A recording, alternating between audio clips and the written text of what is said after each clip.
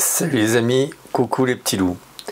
Alors, aujourd'hui nous allons parler des différentes mesures de lumière, spot, pondérée centrale, matricielle, grise et autres. A tout de suite.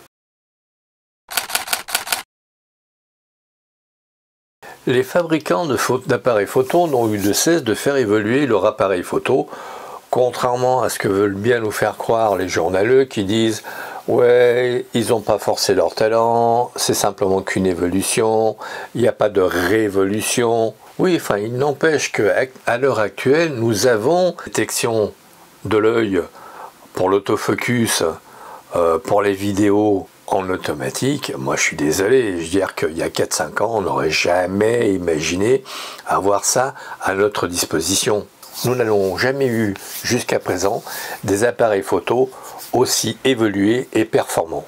Donc les journaleux qui vous disent ouais mais bon c'est pas, ils n'ont pas forcé leur talent, Nikon aurait pu faire de la 4K à 60 images par seconde.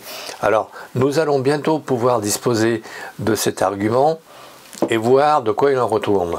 En mois de février, normalement, on doit pouvoir disposer de la 4K en 60 images par seconde sur le Z6 II et je vous ferai un essai.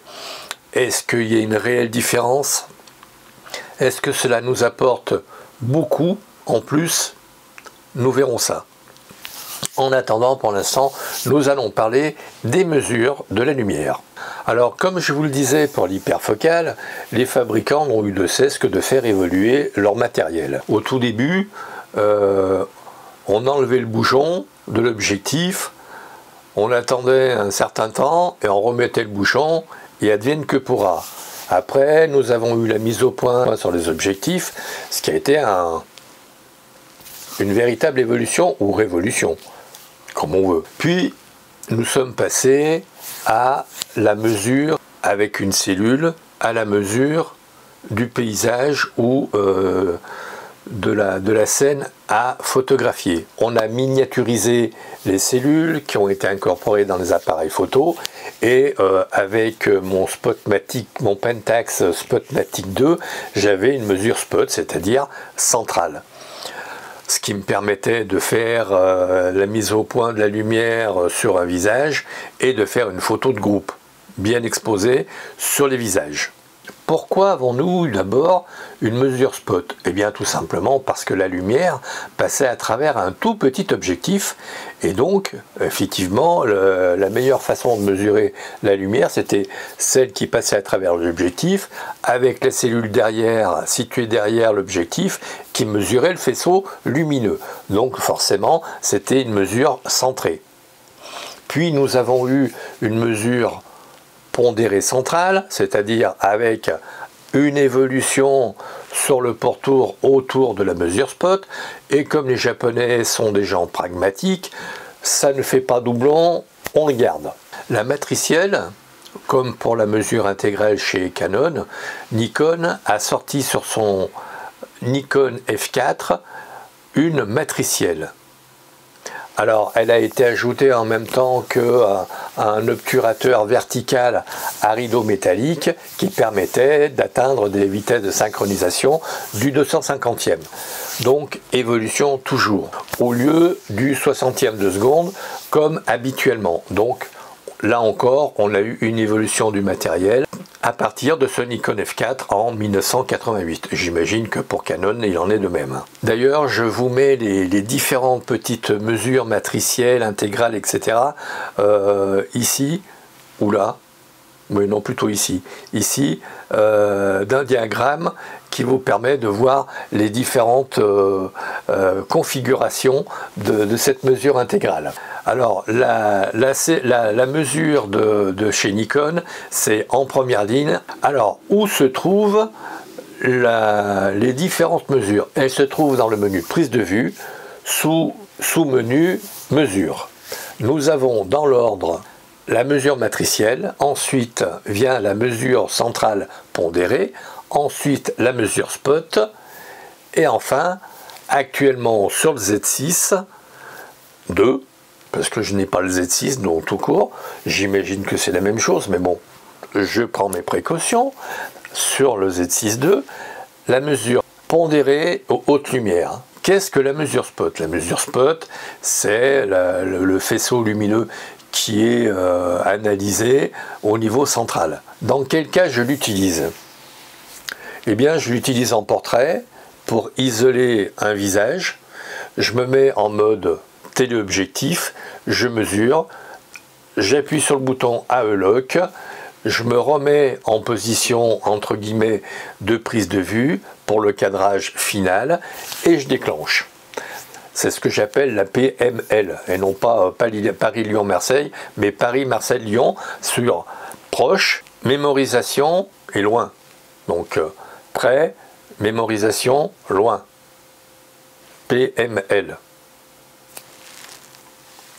Donc par exemple, je suis avec un 24-120 habituellement, donc je fais une photo de groupe au 50 mm, je me mets à 120 pour mesurer la luminosité renvoyée par le visage d'une personne, je mémorise, je me remets, mettons, à 35 et je déclenche. Et là, normalement, j'ai une bonne exposition pour les visages. C'est ce qui m'importe le plus. Que on voit mal les détails sur une chemise, peu importe. Ce qui est important, ce sont les visages. On est d'accord? Dans quel cas peut-elle servir? Eh bien, là aussi, la mesure spot peut servir, par exemple, quand on a un objet, un vase blanc sur un fond noir, ou l'inverse, un vase noir sur un fond blanc. On fait la mesure sur le vase, on mémorise, on élargit le cadrage au bon cadrage définitif, on déclenche. La mesure pondérée centrale, parce que il y a une pondération centrale, donc ça veut dire que on prend l'image au total et on pondère au niveau central. Dans quel cas utilise-t-on cette mesure? Eh bien, on va utiliser cette mesure pour des groupes dont la luminosité est homogène. On va faire des paysages dont la luminosité et les contrastes au UV-lumière sont homogènes. Par exemple, une pelouse avec des footballeurs, des arbres, etc., etc. Vient ensuite, dans mon esprit, la mesure matricielle.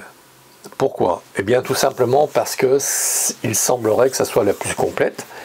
Et lorsque Nikon a sorti sa matricielle, elle était basée sur 5 segments avec en base de données 1 millier de photos de base sur lesquelles l'ordinateur se référait pour avoir une bonne exposition finale par rapport à la prise de vue que l'on était en train de faire. La matricielle est aussi excellente quand on a une photo en contre-jour que l'on met son flash.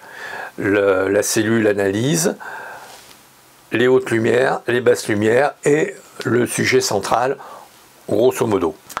Avant, jusqu'au D750, nous avions la mesure moyenne de gris. C'était ce que j'appelle la mesure matricielle du pauvre. C'est-à-dire qu'elle faisait une moyenne générale de tout ce qu'il y avait sur le capteur. Donc ça faisait une moyenne entre les basses lumières et les hautes lumières.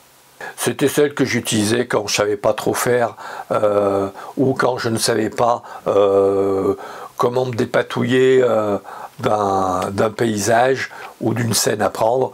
Je me mettais en mode pondéré sur les gris et ma foi, en général, je m'en sortais relativement bien.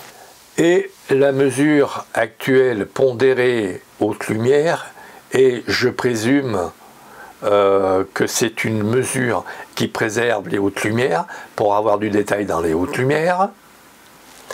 Alors, je me suis ouvert le manuel d'emploi d'utilisation du Z6 et si vous permettez, je vais lire pour pas me tromper dans les préconisations faites par Nikon.